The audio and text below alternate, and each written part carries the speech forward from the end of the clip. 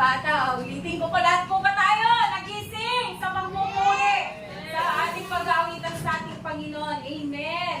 Kanina po, nabasa na po ang ating scripture. Matatagpuan po natin ito sa libro ng Lucas, chapter 5, verses 1 to 11. At bibigyan ko po ng tema, ang binasa ni Sister Kat kanina, ng ganitong tema. Blessing is in obedience. Ulitin ko po. Sa Luke chapter 5 verses 1 to 11, bibigyan ko po ng temang ganito, blessing is in obedience. Pagsunod. Alam niyo po itong pagsunod na to, every Saturday po sa ating kids ministry sa Balintang Naway, hindi po natin nalilimutan na ibahagi sa kanila ang salitang pagsunod. Lahat po ng kwento po natin sa kids ministry natin sa Balintang Naway ay may pagsunod. Pagsunod sa magulang, pagsunod sa alituntunin ng kanilang lugar, pagsunod sa kanilang teacher, at pagsunod sa ating Panginoon. Sa buhay natin, walang problema sa pagsunod. Amen po ba? Tatanungin ko po kayo, sumusunod po ba kayo? Mukhang mahina. Amen. Sumusunod po ba tayo? Amen. Amen. Diba ang galing sabihin? Pagtatanungin ka namin, sumusunod po ba kayo? Ang galing sabihin nyo, opo, sumusunod ako. Pero sa hapong ito, hindi po yon ang katanungan ko. Ang tatanong ko po sa inyo sa hapong ito, how far will you follow? Hanggang kailan ka susunod? Hanggang kailan yung pag-uubay mo sa ating Panginoon? Umaten ka ba every Sunday? Opo. Kailangan pumunta tayo sa Balintang Naway every Wednesday. Susunod ka? Opo. But how far will you follow? Lahat naman po sumusunod. Amen. Kaya saludo po ako sa City of God ng Sabit at Balintang Naway. Lahat po tayo sumusunod. Dahil alam po natin, sa ating pagsunod po sa ating Panginoon ay may kaakibat na blessing. Blessing is in obedience.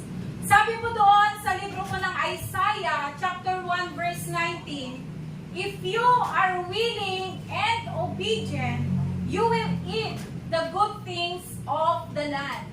If you are willing and obedient, you will eat the good things of the land. Minsan tayo ay sumusunod, pero di willing. Sige na nga, gawin ko na nga ito para di ako makulitan. Sige na nga, gawin ko na nga ito paulit-ulit na sinasabi sa akin. Sinusunod natin, pero we are not willing. O kaya naman, sumusunod tayo, pero nagdadabog minsan. Diba? Yun na nga, susunod na nga ako. Ako na naman ang worship leader, Ella. Lagi na lang ako, sige na nga, magpapakanta na nga ako, walang mapiling iba eh.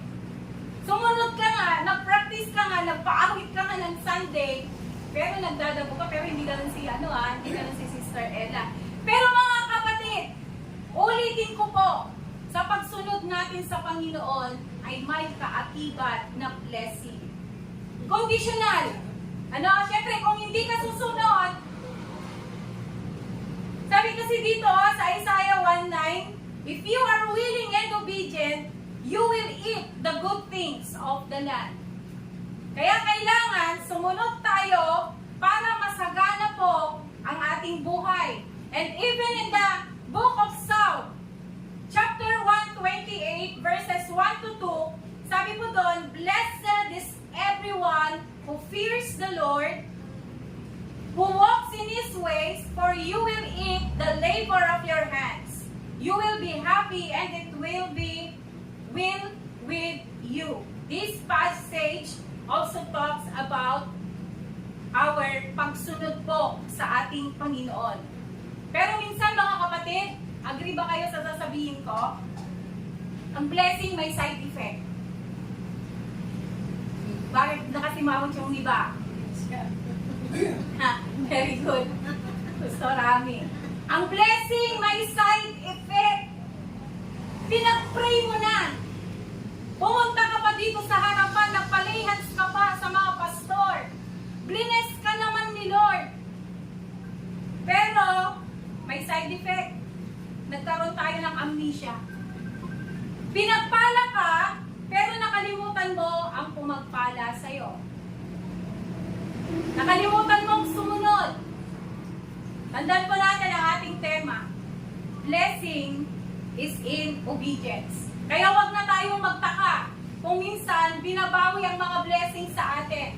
Because we are not obeying the one who bless you. Bakit bigla akong nalugi? Bakit nawala sa akin ito? Hawak-hawak ko na. OMG! Bakit biglang nawala? Dahil hindi ko tayo nag-o-obey sa nagpala po sa atin. Sa kwento po natin, sa hapong ito, sa Luke chapter 5, isang halimbawa po ito ng pagsunod. Kaya blines siya ng ating Panginoong Yesus, ang buhay ni Simon Pedro. Kanina sa binasa ni Sister Kat, may dalawang bangka sa may dalampasigan. Ngayon ang daming tao at mangangaral ang ating Panginoong Yesus. Alam niyo ba ang ginawa niyang stage? Na pinili niya yung bangka ni Simon Peter at ginawa niyang stage. Ang sabi ng Panginoong Yesus kay Simon Peter, Pedro, pwede mo pakitulak konti itong bangka. Tignan niyo ha, Pedro, pwede mo pakitulak konti itong bangka. Sumunod si Pedro. Tinulak niya konti yung bangka at doon umupo ang ating Panginoong Yesus para siya ay mangaral. After na nangaral ang ating Panginoong Yesus, ang sabi ulit ng Panginoong Yesus kay Pedro, Pedro, halika! Pumunta ka sa laot. Doon sa mas malalim at iagis mo ang lambat mo. Sabi ni Pedro, Panginoon, alam mo ba, magdamag kami dito sa laot? Magdamag kaming ng isda, pero ni isa, wala kaming nakuha. Pero dahil sa sinabi mo, tanghaling tapat po ito ha, ang mga fishermen, pumupunta sila, lubog ang araw, hapon. Pero ito tanghaling tapat, inutusan ng Panginoong Yesus si Simon Peter na bumalik sa laot at ihagis ang lambat. Sabi ni Peter, magdamag kami, Panginoon. Kagagaling lang namin sa brokenness. Wala kaming naiuwing ulam. Wala kaming naitinda. Pero dahil sa sinabi mo, okay, Lord. Okay, Panginoong Isus, susunod ako. At pumunta nga doon, si Simon Peter, hinagis ang lambat. At dahil napubay si Pedro, alam niyo ba ang nangyari, mga kapatid? Napuno ang dalawang bangka. Imagine, kagabi lang, wala silang nakuha ni konting isda. Pero nung inutusan siya ng Panginoong Yesus, katanghali ang tapat, sumunod si Pedro, napuno ang dalawang bangka. Nang problema pa sila. Alam niyo mga kapatid, pag tayo ay sumusunod sa Panginoon, hindi ikaw ang susuko na sasalo, kundi susuko ang lalagyan mo. Amen po ba? Amen. Hindi ka susuko na sasalo. Susuko yung vessel na lalagyan mo ng blessing. Tinawag pa niya yung mga ano niya, ha? Kasosyo niya. Sa trabaho, tulungan niyo ako dito. Santiago, tulungan niyo ako dito, punta kayo. Punong-puno yung bangka. Sabi ni Simon, lumayo ka sa akin, Panginoon, hindi po ako karapat-dapat. Ito yung pangatlong sinabi ng Panginoon Jesus kay Simon Pedro. Mula ngayon, hindi na isda ang uhulihin mo. Hindi na isda ang kukunin mo. kundi mga tao. At kung titingnan natin sa Matthew, sa libro po ng Matthew, ang sabi po doon, come, Peter, come, and follow me.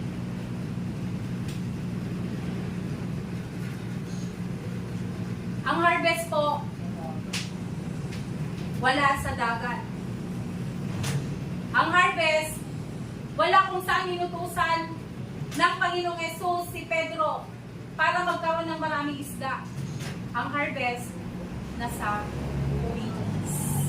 Remember yung kwento po ni Naaman, ang military leader po, Aramean, commander of the armies, si Naaman. Nagkaroon siya ng sakit, leprosy, keto. Ang utos sa kanya, lumubog ka sa ilog ng Jordan. Am I right, Bishop? Jordan. At alam niyo po ba, ang Jordan River is the dirtiest sea that time. Pero ang Panginoong Yesus, sa pamamagitan ng isang trumpeta, inutosan niya si Naaman na lumubog 7 times. Etong Naaman na to, he obeyed. Lumubog siya. Sa unang lubog, ganun pa rin yung katawan niya. Pangalawang lubog, ganun pa rin yung katawan niya. Ano ba naman ito? Bakit ako pinapalubog dito? May sakit na nga ako. Ketong na nga yung sakit ko, pinapalubog pa ako dito. Sa dirtiest water. Pero lumubog siya. Sa pang-pitong lubog niya, pag-ahon niya, ang skin niya ay parang kay Alina. Like a baby skin. Ang healing ay wala sa Jordan River. Ang healing ay nasa pagsunod. Kaya mga kapatid, kung may mga dinaramdam kayo ngayon, pagsunod lang pala ang sekreto para tayo ay gumaling. Kung nalulugi ka ngayon, kapatid, pagsunod pala ang sekreto para tayo ay aahon. Palakpakan po natin ang ating pag-ibig. Sa Luke chapter 5, may 3 po. 3 things that we can learn from it. Are you ready? Parang hindi kayo ready. Are you ready? Amen. Amen. 3 things that we can learn from it. Number 1, obedience starts with simplicity. Obedience starts with simplicity. Sa verse 3, sabi po doon, sumakay siya sa isa sa mga ito. Yung bangka, dalawa kasi po yung bangka doon. Na pag-aari ni Simon. Hiniling niya dito na ilayo ng kaunti. Yung sinabi ko kanina, yung uso. Hiniling niya dito na ilayo ng kaunti ang bangka mula sa baybayin at naupo siya sa bangka at nangaral siya sa mga tao. Alam niyo po mga kapatid, maraming preacher, tularan natin si Pedro. Iniwan niya ang lahat para sa Panginoon. Ikaw, kaya mo po ba? Iwan ang lahat para lang sumunod sa ating Panginoon. Minsan, ang daling sabihin na, yes, I can leave everything. Sinasabi mo yan kasi alam mo walang future. Alam mo walang future yung pinangahawakan mo ngayon.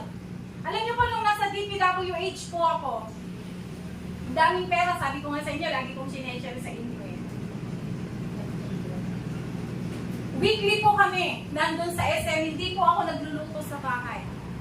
Mga gamit ng mga anak ko, may mga pangalan. Kasi, ang pinakamaliit na SOP na nakukuha ko sa isang araw, hindi bababa ng 20,000. Dahil ako po ay nasa bidding section.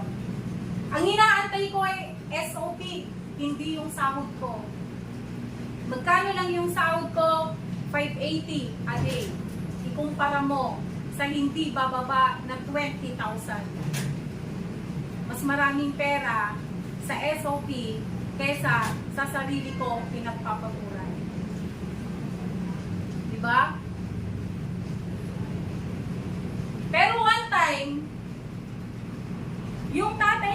anak ko, pina-admin ako. Pinapaalis niya ako sa trabaho dahil nga puro mga engineer, isang kasama ko, nagsiseri siya sa mga engineer na lagi kong katransaksyon. Sinabi niya na may karelasyon ako isang engineer doon. Sabi doon sa HR, wala namang kami nakikita ang ganyan kay Ness, nagtatrabaho lang siya. Lumalabas siya, oo, kasama ng mga contractor, kasama ng mga liaison, pero kasama yung kanyang section. Kasi pinag-dinner sila, pinaglalang sila, pinag-shopping, pinag-grocery. That time po is namamatay po yung ministry na pinagkatiwala sa akin ng Panginoon. Dahil nasilaw po ako sa pera. Pag absent ako, sayang yung SOP. Pag uuwi ako ng maaga, baka may pupuntang layason. Pag hindi ako papasok ng linggo, baka doon may magbibigay ng white na envelope. Sayang. Papasok na lang ako kahit linggo. Hindi ko sinunod yung kagustuhan ng Panginoon na yes, pwede kang magtrabaho, pero never forget yung pribilehiyo na maglingkod ka sa King of Kings. Kaya hirap iwanan kasi alam ko may future ako sa DPWH. No? Mahirap iwan yun kasi pag nag-stay ako sa opisina, I can build a big house. I can buy a car. Pupunta sa magandang school ang mga anak ko. Mabibili ng mga anak ko ang gusto nila. Kaya mahirap. Aminin ninyo. Sinasabi mo lang na, yes Lord, susunod ako kasi alam mo na walang future yung pinanghahawakan mo. Sa akin, mahirap kong sabihin na, yes Lord, susunod ako dahil may future ako sa pinagtatrabahuan ko. And I disobey ang Panginoong Jesucristo sa buhay ko. Ikaw kapatid, kaya mo bang iwan lahat para sa Panginoon? O, tahimik kayo. Hindi ko na kayo tatanungin. Sapat na yung inyong mga ngipin, yung mga titig sa akin. Nakita ko na ang sagot. Pero alam niyo ba si Simon Peter, literal na iniwan yung bangka. Mamaya malalaman natin na hindi ko alam kung mabless kayo o masasayangan kayo sa pag-iwan ni Peter sa bangka. Ano ba yung meron sa bangka? Bakit kayo masasayangan? Kung titignan natin yung kwento, todo-todo yung pagsunod ni Peter. Extreme na pagsunod. Extreme na obedience yung ginawa ni Peter. Pero alam niyo po ba, bago pumunta sa extreme na pagsunod si Peter, may nangyari pa eh. Before na sinunod niya ng extreme ang ating Panginoon. Yung thought process. Bakit ka dito ngayon? Bakit ka umaattend ng Sunday? Every Sunday. Bakit Mami Josie? Lagi kang nagte-testimony, lagi kang pagod, pero bakit pumupunta ka sa Balintang Naway? Pumupunta ka pa ng sabi.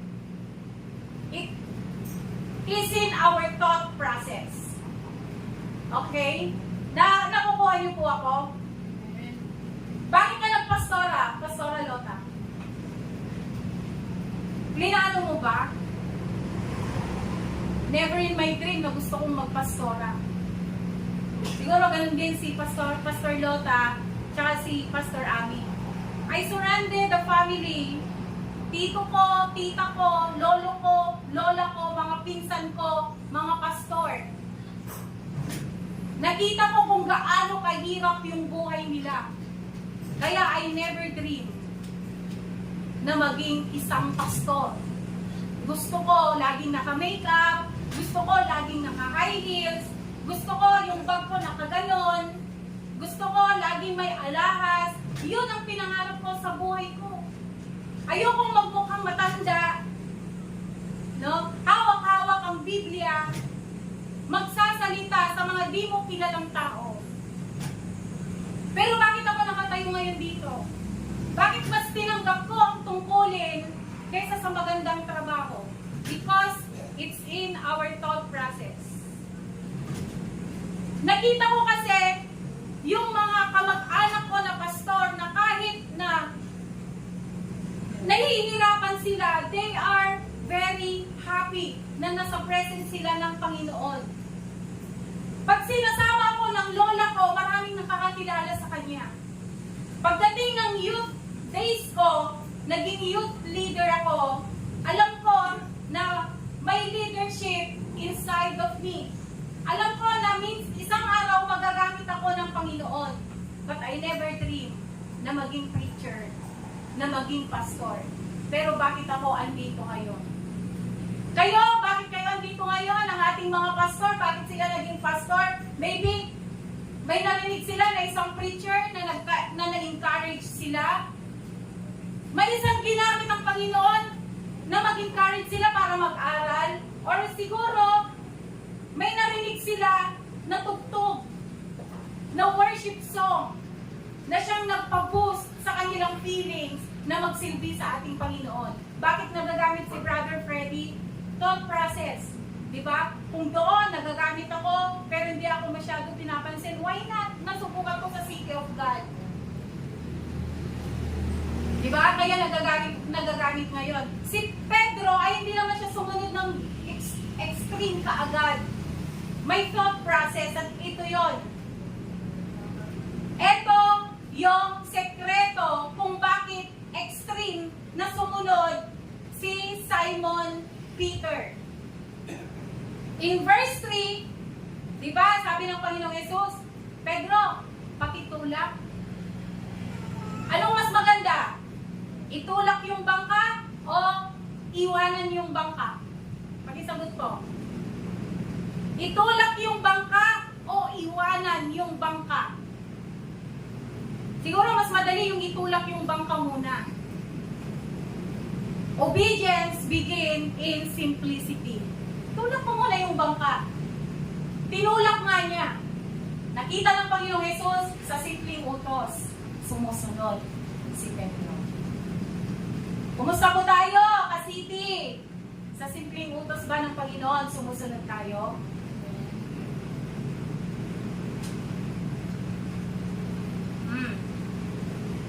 Sa simpleng utos ba ng Panginoon, sumusunod tayo? Amen. Search your heart. Okay, search your heart. Tanungin mo yung sarili mo, Lord, sa simpleng utos ba sumusunod ako? Sabi ni Rhea, magtuturo na ako ng discipleship. Susunod ba ako? Kaya ko ba? Mukhang hindi ko kaya. Obedience begin with simplicity. Hindi ka utusan ng Panginoon. Katulad ng magulang yan. Kapag pultit mo kay lang hinang, ibawag mo titinduron. Hindi Di ba? Tuturuan mo muna yan na magsalita ng mama, papa. Pangalawang turo, anuin mo siya, turuan mo siyang maglakad. Hindi yung nakalampin pa lang, makangka, nag-eskwela, di tayo. No. Everything begins with simplicity. Konti lang. Hindi ka utusan ng Panginoon na first time mo pa lang na umattend ngayon. Tapos, magiging preacher na ako. Hello. Siyempre, attend ka muna ng mga Bible study, prayer meeting, di ba? Hindi yung next week, papalitan ko si Bishop. Ako ang mag-pre-preach. Nakita pa natin, tignan natin yung sekreto mamaya ha, kung bakit iniwan ni Simon Peter yung bangka. Obedience begins in simplicity. Tulak mo yung bangka. Alam niyo, pagod na pagod si Simon Pedro, puyat na puyat siya. Dahil nung gabing yon, magdamag sila na nag-antay ng isda. Tapos uutusan siya ng Panginoong Yesus, itulak mo yung bangka. It is not a request Tama ba ako, Bishop? Yung sinabi ng Panginoong Jesus na itulak mo yung bangka, it is not a request, it is a command. It is a command, utos mula sa ating Panginoong Jesus. At kahit puyat, kahit pagod ang sarili, tinulak niya yung bangka. After niyang itulak, yun ang ginawang stage ng Panginoong Jesus. Praise God! Ano, sa simpleng utos pala ng Panginoon pag sumunod ka, yun ang ginagawang stage ng Panginoon. Proud na ang Panginoon sa iyo sa simpleng utos na nag-obey ka. After na nangaral ng ating Panginoong Jesus, bumaba sa bangka, ito ang pangalawang utos. Ang unang utos, itulak mo lang. Itulak mo muna konti yung bangka. Pangalawang utos, pumunta ka sa mas malalim, Pedro. Pumunta ka sa laot at ilagis mo ang iyong bangka. Siguro pag ako,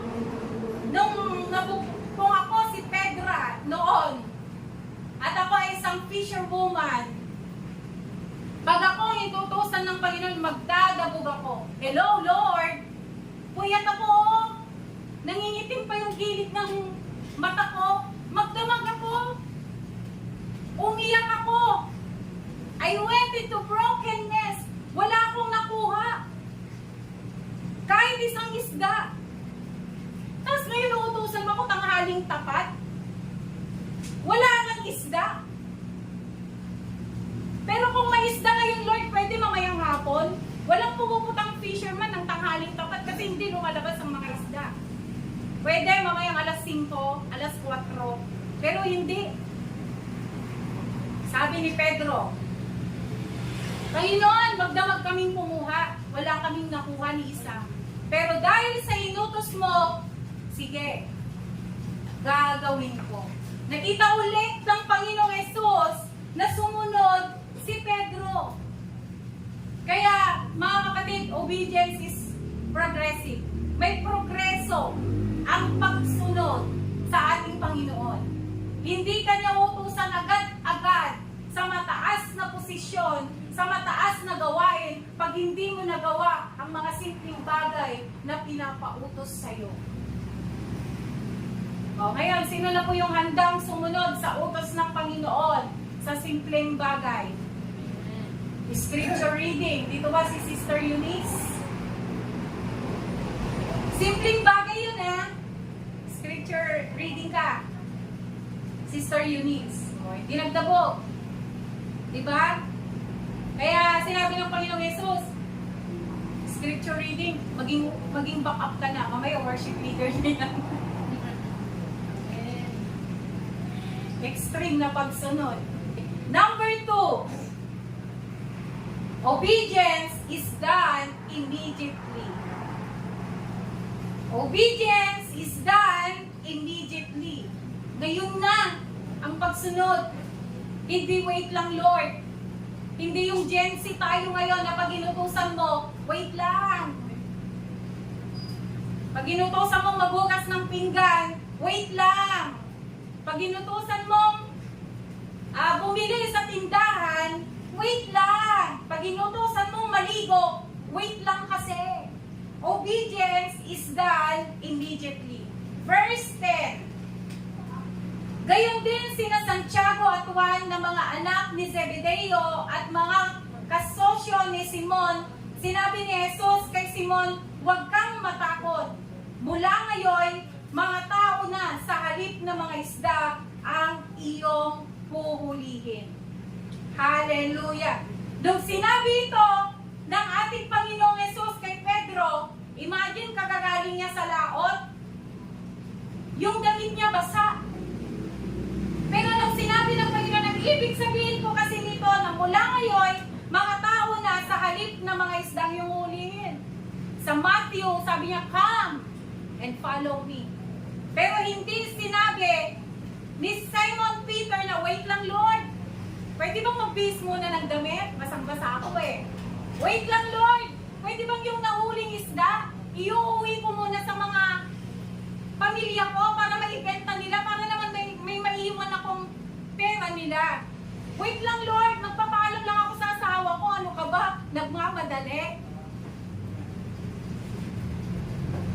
obedience is immediate. Ang hirap sumunod pag yung sales mo, Ate Lota, oh. Pastor Lota, nasa kasagsagan. No? Ang hirap rin sumunod, no? Pag alam mong ma-promote ka. Pero si Simon Peter, literal na iniwan yung source of income. Literal na iniwan yung bangka na andun ang pera niya. Andun yung ipapakain niya sa pamilya niya. Dahil alam niyo po ba, pag umuwi si Simon Peter na magbibihis ng damit, maaaring mawala sa kanya ang source ng kanyang damit. Pag umuwi si Simon Peter na iuwi muna yung isda, maaaring mawala sa isang iglap, mawawala sa kanya ang source ng isda.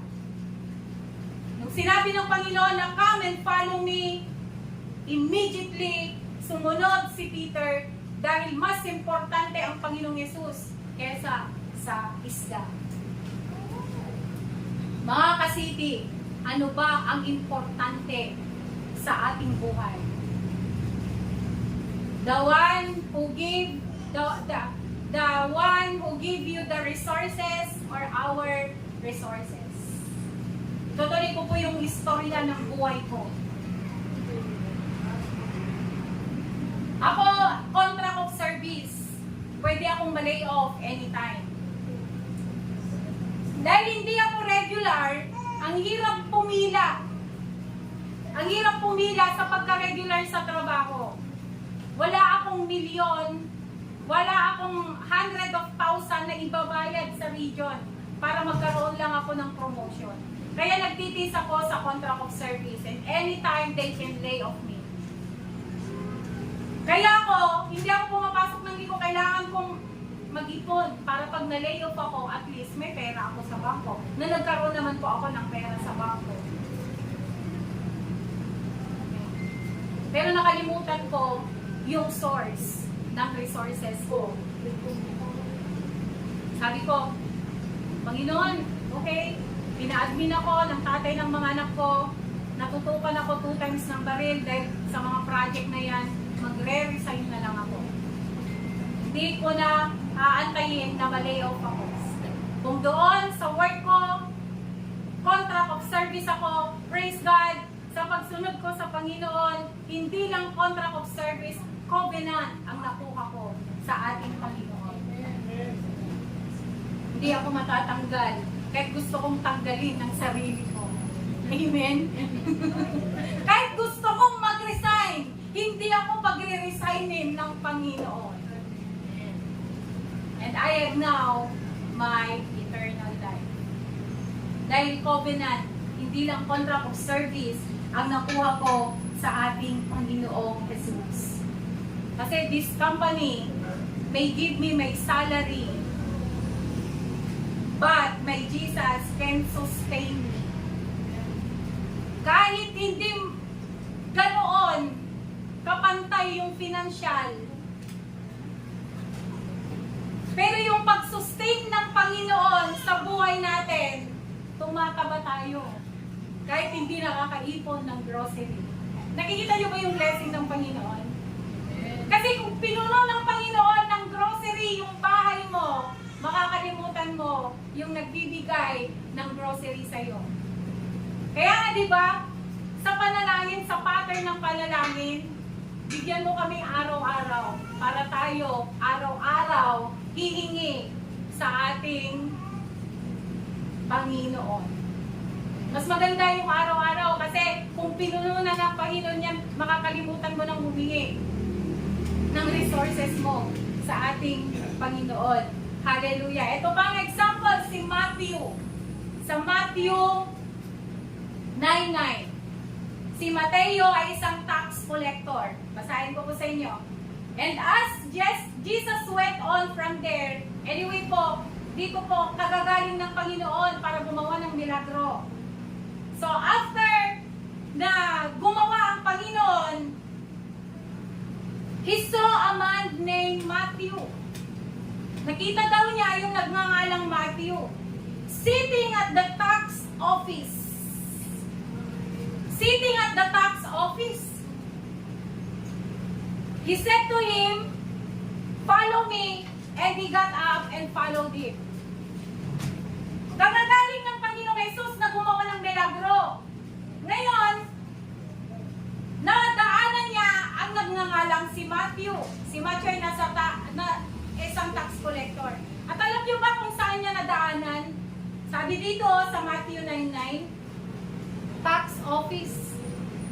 Nasa loob ng opisina si Matthew. Nagkwekwenta siguro dahil tax collector siya. Nagbibilang siguro ng pera. Tapos biglang tumigil ang Panginoon. Matthew, come and follow me. Sabi ng Bible law, scriptura, he got up and followed Jesus. Matthew, come and follow me. Tumayo ka agad. Iniwan niya yung trabaho niya. Hindi niya na sinabi, Panginoon, pwedeng mamaya may overtime ako. Panginoon, pwede po mamaya. Tapusin ko lang ito. Ang hirap kayang magbilang ng pera. Ayan, nalito na tuloy ako. Ulitin ko ulit. Pero walang sinabi si Matthew. Sabi sa scripture, he got up. Tumayo at iniwan ang kanyang trabaho at sumunod sa ating Panginoong Jesus.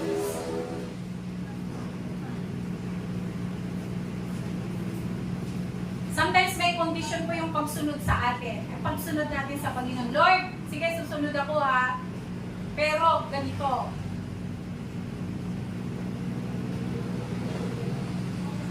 Kaya siyasatin po natin ang ating mga puso. Kung tayo nga po ba ay tunay na sumusunod sa ating Panginoon. We are so very blessed nga eh. Dahil simple lang yung pinapagawa sa atin ng Panginoon. Hindi katulad ni Matthew at ni Peter na literal na iniwan yung kanilang source of income. Tayo, non-tangible things lang. Oh, may Bible study tayo. Punta tayo sa bahay na ito, nagluluto ka. O naglalaba ka. Pwede mong iwan yung labahin mo at sumunod doon sa pinapagawa ng Panginoon. After na magtrabaho ka sa gawain ng Panginoon, pwede mong balikan yung batya. Di ba? Hindi katulad ni Pedro at ni Matthew, they literally left their resources. May visitation tayo, mga kapatid. Nagluluto ka. Pwede mong patayin yung gasol. Or pwede mong iwan sa kasama mo sa bahay. At sasama ka sa visitation. After visitation, pwede kang umuwi sa bahay ninyo para ipagpatuloy ang pagluluto. Ganun lang kasimple. Pero minsan ay pagpapalit natin ang Panginoon sa mga simpleng bagay. Hindi ako pupunta ngayon, absent ako kasi marami akong labahin. Aray ko.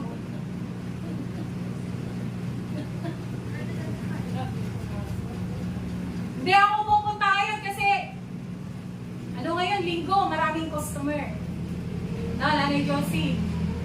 Nag-bless tayo si Ate Ate. Linggo ngayon.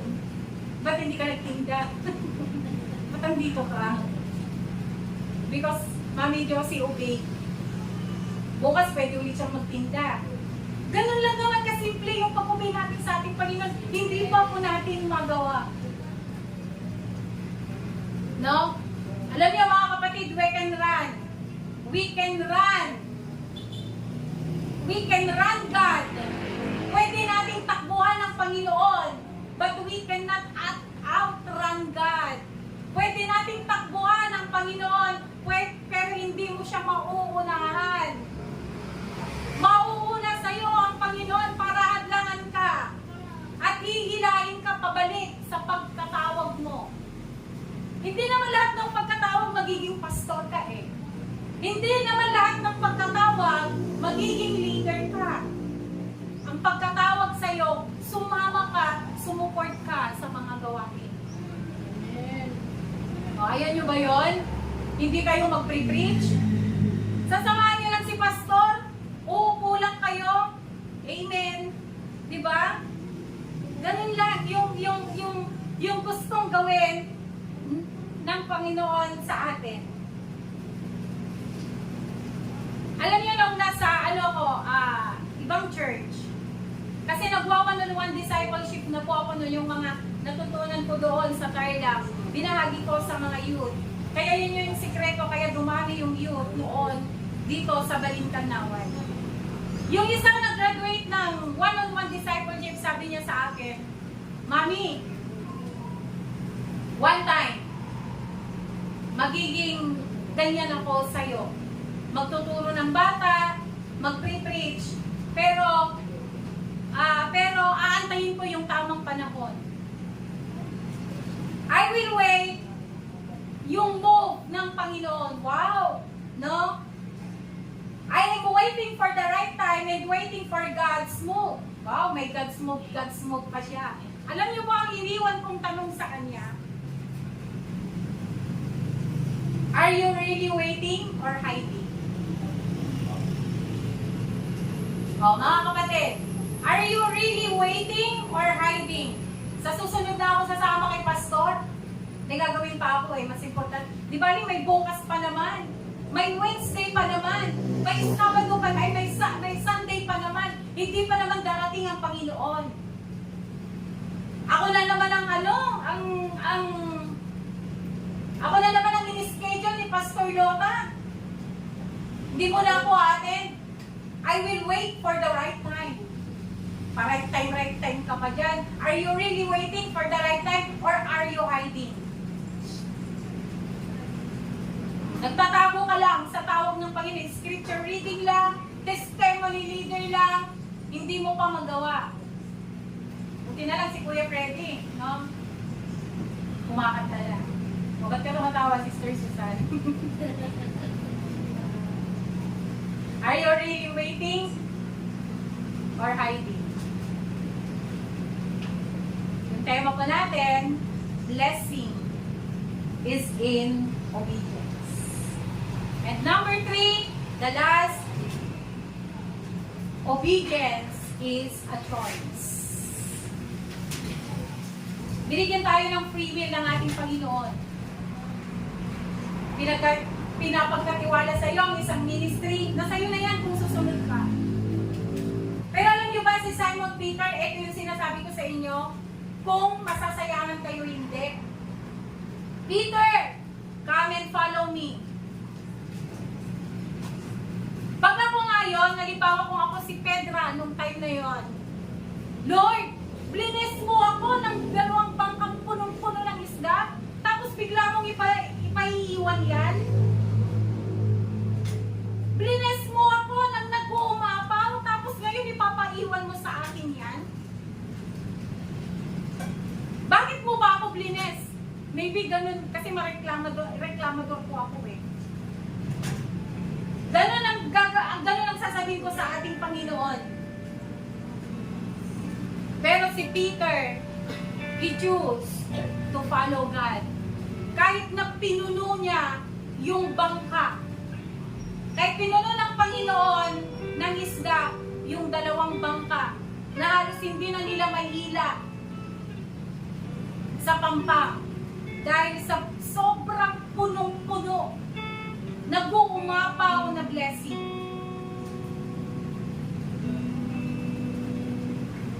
Pero ang nasa isip ni Simon Peter, I will leave my resources.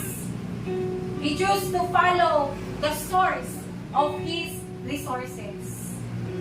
Alam ko mahirap sumunod. Aminin pa natin ngayon, lalo't napakinggan nyo ito, yung Luke chapter 5. Ako, si Pastora Nestle naman, ginigilty ako. Hindi ko naman po sinasabi sa inyo na ipasara nyo ang devotion ninyo. Hindi ko naman sinasabi sa inyo na iwan ninyo ang trabaho ninyo. Kahit sa number 1 lang tayo mag-obey. Obedience begins in simplicity. Puyat si Pedro that night. Lord, kagagaling ko lang sa pagkalugi. Tapos ngayon gusto mo sumunod ako sa'yo. Blines mo nga ako eh.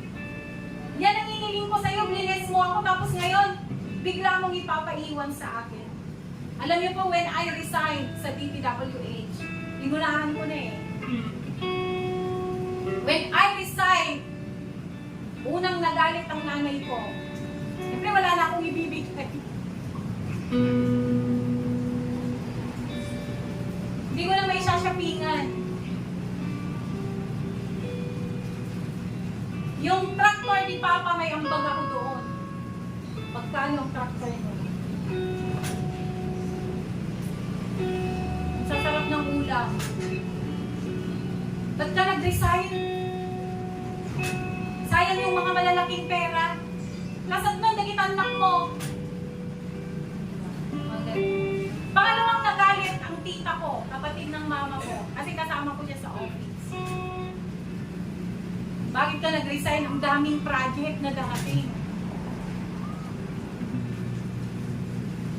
Ang daming project, sayang, magkakapera ka pa. Ba't hindi ka na lang magantay na may promote ka? Clerk 3 po ako ng clerk 3, pero contract of service. Nagtampo din ang mga anak ko nung wala na akong pera sa wallet. Ang pera ko nasa bangko, ayaw kong ilabas. Kasi nga for their future. Nagaya sila sa SM, lang. Huwag muna anak. Yung pundar ko na printer tsaka laptop, nung nag-resign ako kinabukasan, na virus. Pati yung printer na hindi naman naka-virus na virus. Sabi ng anak ko, ipagawa natin, ma'am, hindi. Kasi alam ng Panginoon, galing yan sa akin. Kahit sarili kong pera yan, alam ko, galing sa pagnanakaw. Inaalis ni Lord. Kung ano man yung masasayangan ako. Pag nakikita ko yung laptop, maaalala ko, andun kasi yung mga projects. Pag binuksan ko yon, baka, di ba, remember Love's Wife? Andun ang kayamanan ko sa opisina na yun eh. Baka lilingon ulit ako, iwan ko ulit ang ministry. Magiging haligi kasi ako. Mag-freeze na ako doon sa work at hindi na sa ating Panginoon. But I choose to follow. Ito din yung nagpa-bless sa akin. Ito din yung memory verse. Why maraming ministry outside na aking ginagawa. I want to share the gospel. I want to follow yung great commission na bigay sa atin ng Panginoon. You have to preach. You have to share the word of God. Lalo na sa mga tao na mawalan ng hope. Kaya nung nangako ako sa Panginoon, I will follow you. I will do the ministry na pinagkatiwala mo sa akin. But then, hindi pa rin ako nangarap na maging preacher. Hindi ko pa rin pinangarap. Pero nag-share na po ako ng Word of God. Even kahit na hindi po ako pastor, kahit na hindi pa po ako napunta sa Bible school. Pero I choose to obey God. Yung pangatlo po natin, obedience is a choice. Nulit ko mga kapatid, may mga ministry po ang bawat isa. Huwag niyong sabihin kaming mga pastor lang ang nagmi-ministry. Si Ate Vilma may ministry yan. Akala niyo paupo-upo lang noon dito sa church at saka sa Balintang Naway. Ang ministry niyan, Marta ng mga kids.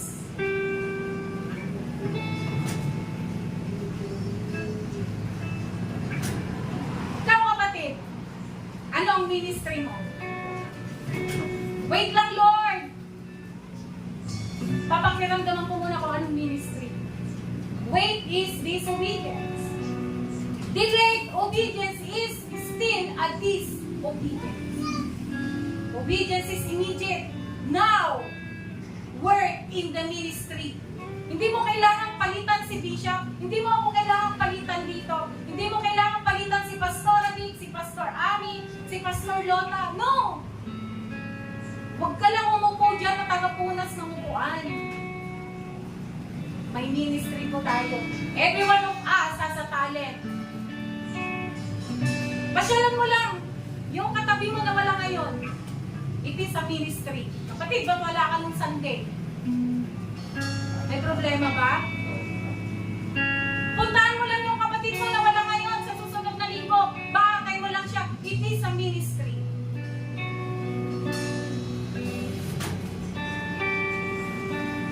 Di ba ako marunong manalangin? Magpractice mo na ako, Lord. Are you waiting? Or are you hiding sa pagkatawag? If you obey God, He will give you the rewards. Abundant blessings that covering all aspects of your life, like Peter. Intimacy and revelation. God promised to show Himself to those who obey. Magiging mas close pa kayo ng Panginoon. Yan ang pangako ng Panginoon sa mga sumusunod sa Kanya. Divine protection and provision. Papasunurin ka ng Panginoon at hindi ka niya papahirapan. Wala sa akin ang sweldo ng opisina, mas malaga sa akin ang sweldo ng ating Panginoong Jesus. He will provide all my needs. Hindi may provide na opisina kung natatakot na ako na barilin. Ibigay mo sa akin yung project na yan. No sir, tapos na pong mabidding. 2 beses ako natutukan ng baril. May bibigay ba ng opisina yung peace of mind at kaligtasan ko, yung security ko? But God can give me the security and the divine protection. Mas malakas si Satanas kaysa sa mga kontraktor. Pwede ko silang isuplong sa pulis, pero si Satanas hindi ko malalabanan pag wala ang Panginoong Yesus sa buhay ko. And that is a divine protection. Peace and stability. Kapayapaan ng pag-iisip. Eternal life. At ito, answered prayers. Pag sumama ka sa Panginoon, hindi ka niya pahihiyain. Sasagutin at sasagutin ka niya pag ikaw ay lumapit at humili. Tayo pong lahat ay tumayo.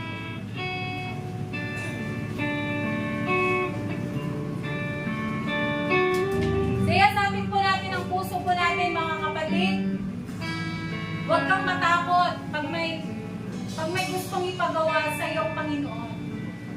Magtiwala lang po tayo sa Kanya. Lahat ng focus natin ay magtiwala lamang po sa ating Panginoong Jesus. Hallelujah.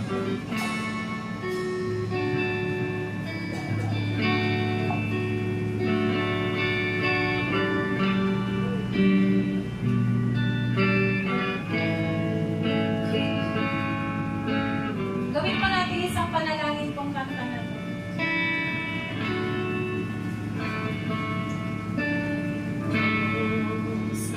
Malapit sa'yo,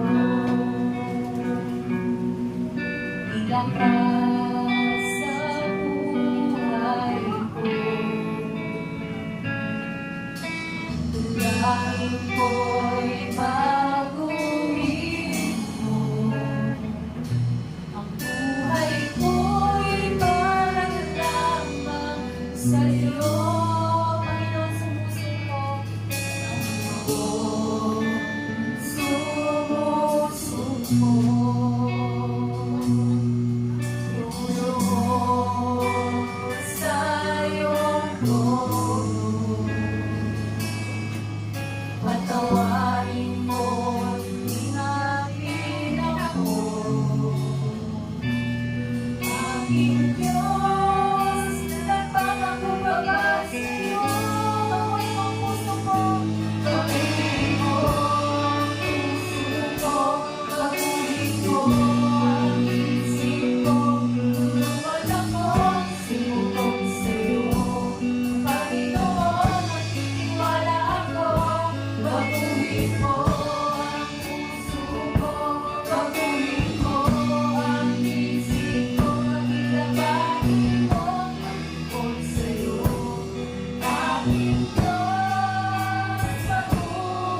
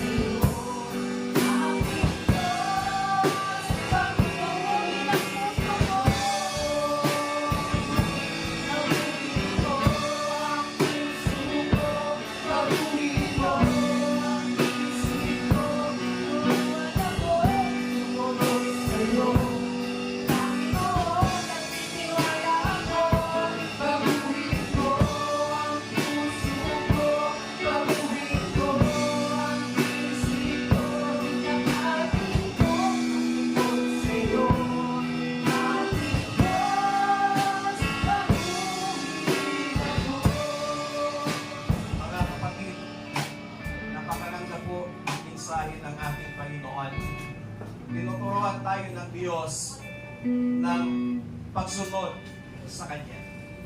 Tandaan po natin ang sabi ng Biblia in the book of 1 Samuel, obedience is better than sacrifice. Higit na mas maganda ang pagsunod kaysa sa mga pagsasakripisyo natin, pag-aalay natin sa Panginoon. Ang gusto ng Panginoon, kapag tayo sumunod sa Kanya, total obedience. Partial obedience is still disobedience. Delayed obedience is still disobedience.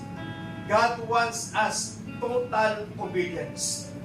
At binigyan tayo ng Panginoon ng freedom, freedom of choice, freedom na gumawa ng decision kung ikaw ay buong susunod sa Panginoon. Pagtandaan po natin, kapag tayo po ay gumawa ng decision, dapat huwag na po nating patagalin. Because a right decision will become a wrong decision when it is decided in a wrong time. Kahit tama ang decision mo, kung ito'y napagdesisyonan mo sa maling panahon, magiging mali ang decision mo. Now, kailan ka dapat sumunod sa Panginoon? The timing is now. Now. Now.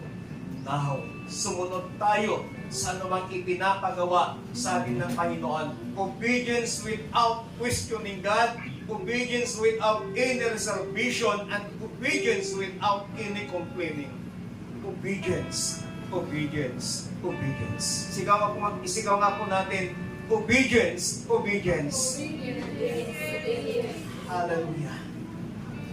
Yung mga taong ginamit sa Biblia, kung paano sila sumunod sa Panginoon. May mga taong kahinaan, katulad din natin sila. But nagawa po nilang sumunod ng buo sa ating Panginoon. Sana sa hapong ito, makagawa tayo ng right decision ng ating total obedience sa Panginoon. Dakilang Diyos sa hapon po ito, salamat sa pagkakataon na mapakinggan namin ang iyong mga salita. Salamat dahil tinuturuan mo kami ng tama, taglian, at kabuuang pagsunod sa inyo, Panginoon. Wala kaming pwedeng maitago sa inyo. Batid mo ang laman ng aming mga puso. Batid mo ang laman ng aming mga isipan. Lord, sa hapon po ito, give us the right decision na makapag-decision kami now to obey you, na sumunod kami sa iyo, Panginoon. At sa bawat makagawa, makapag-decision na sila'y susunod sa iyo, mula sa oras na ito, Lord, ang iyong mga salita ay buhay. Na kapag meron kaming total obedience sa iyo, blessings will follow after us. Salamat sa iyong lingkod na siya mong ginamit, Panginoon, upang kami paalalahanan sa aming pagsunod sa inyo. Nawa sa hapon pong ito, dakilang Diyos, sa iyong pagsisiyasat sa aming mga puso, matagpuan mo ang bawat isa na mayroong desisyon sumunod sa iyo ng buong buo. Salamat po, Panginoon. Tulungan po ninyo ang bawat isa po sa amin. Patuloy mong pagpalain ang iyong lingkod na siya mong ginamit. Patuloy mo siyang bigyan ng mas malalim pang pangunawa at kalaman, karunungan patungkol sa inyong masalita. At patuloy mo din pagpalain ng bawat isa na nakinig na yung masalita. At nawa, Panginoon, ang bawat isa po sa amin sa oras na ito, magkakaroon kami ng total obedience sa inyo. Magkakaroon kami ng immediate obedience sa inyo, Panginoon. At magkakaroon kami dakilang Diyos na commitment na pagsunod sa inyo, Panginoon. Salamat ng marami sa inyong lahat ng kapurihan. Pasasalamat sa tanging pangalan ng aming Kanyang Hesus, ang lahat ay magsabi ng Amen. Palakpakan po natin ang Panginoon.